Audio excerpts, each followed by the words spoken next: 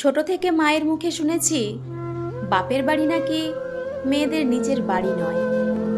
বিয়ে হয়ে যখন শ্বশুর বাড়ি এলাম, প্রায় শ্বশুরমশাই বলতেন, আমার বাড়িতে এসব সহ্য করব না, এসব চলবে না। সেদিনই বুঝে গিয়েছিলাম ওই বাড়িটা আমার শাশুড়ি মায়েরই বাড়ি নয়। আমার তো প্রশ্নই ওঠে না। আমার বিয়েতে পাওয়া গয়না বিক্রি করে আর কিছু লোন করে আমার স্বামী ফ্ল্যাট কিনলেন। আমি মনের মতো করে সাজালাম, ভাবলাম আমার বাড়ি। বুধবার করে দুপুরবেলা খালপাড়ের কাজের মেয়েদের নিয়ে শুরু করলাম সেলাই ক্লাস। একদিন আমার স্বামী জানতে পেরে স্পষ্ট ভাষায় বলে দিলেন, আমার বাড়িতে বস্তি ঢোকানো চলবে না। সেদিন আবার বুঝলাম এই চার দেওয়াল আর ছাদটাও আমার বাড়ি নয়।